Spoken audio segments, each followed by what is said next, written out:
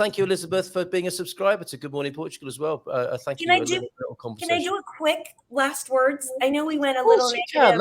That is this very bit. It's so appropriate to do that right now. So what not to do to your agent, because I think what you have to understand is what your agent does do for you. They're not just a property matcher. People think all you're doing is saying, oh, I'm matching you with this and this. That is the very beginning and just the top of the pyramid, because they're going to be investigating and helping you organize the price and the contract, the CPCV. They're going to guide you through the stages of making sure you have an inspection and an appraisal if warranted, and making sure that there's nobody, since there's no title here, they're making sure that, and their attorneys are making sure that nobody else owns the property that should have been consulted, right? Portuguese inheritance law. Somebody here just posted that they bought a property and there was one person who didn't sign off on it.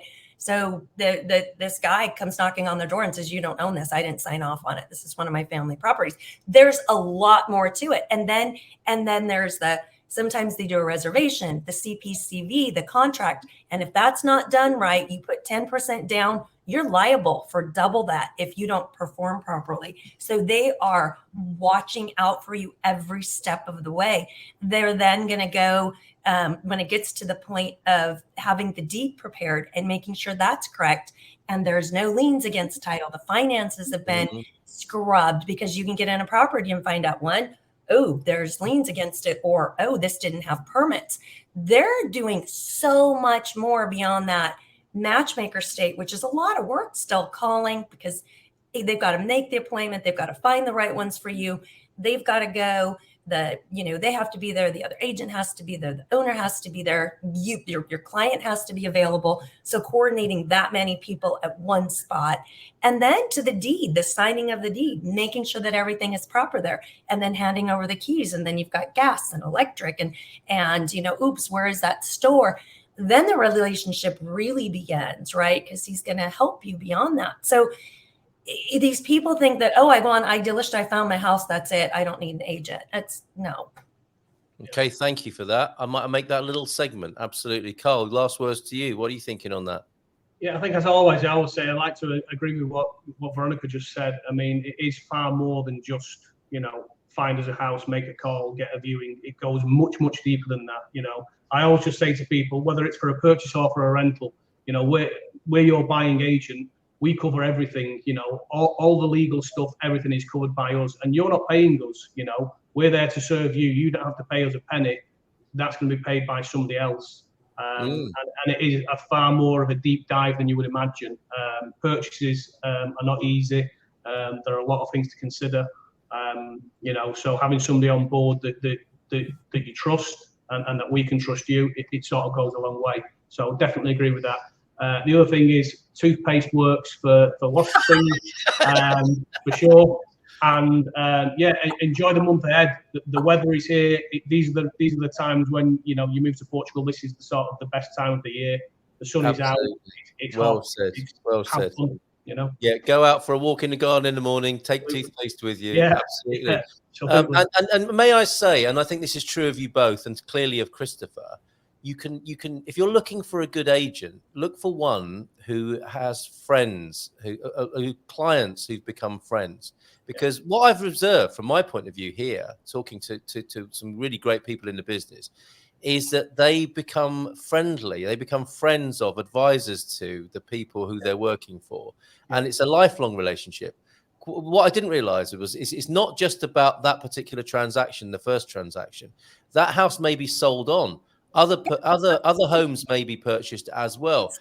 People introduce you to their friends. And what I've noticed, the most popular and best agents have these great connections with their clients. It's not just a hit and run.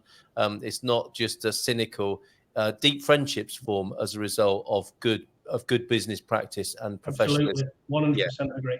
Absolutely. And that's why we have so many meetups and parties and get-togethers, because those new people can integrate immediately with 50 local people who will all share advice. Yesterday we were down having a coffee and one friend comes over it was Madison. Madison comes down. I'm hanging out with Elizabeth. She came over, said she needed to run some errands and wanted to meet up. The next thing we know, we've got like 15 people at coffee. And then they're all saying, oh, we're all arranging a trip to a plant store. She's like, oh, I need new pots. Come with me. And she's in the car with them. And then 2 other people come down. And then it's magical that you can be a connector, and these people can come in and not just buy a house, but they join a community, and a big community. It's a big deal.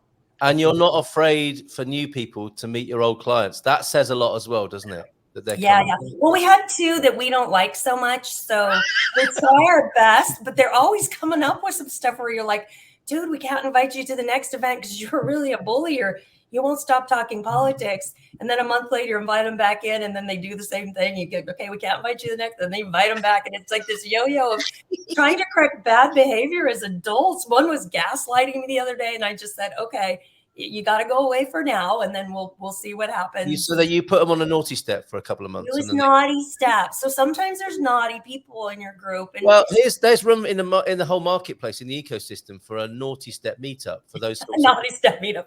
Oh, they met each other. The 2 naughties have met each other. They can bring their penis pots, and it can be a really inappropriate meetup, kind of people being gaslighting bullies, narcissistic psychopaths. They can have their own special meetup, and I'd love to be a fly on the wall.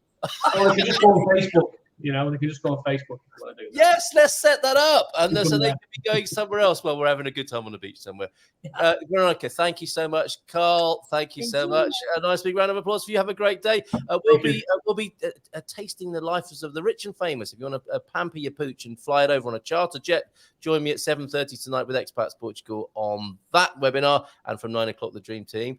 Have a super day, Veronica. Carl, Hyde. How many ways should we say goodbye in Portuguese? Should we just do it quickly? Rip that elastic blast off. Beijinhos, abrazos, ciao, ciao, até próxima, já, adiós. Anything else?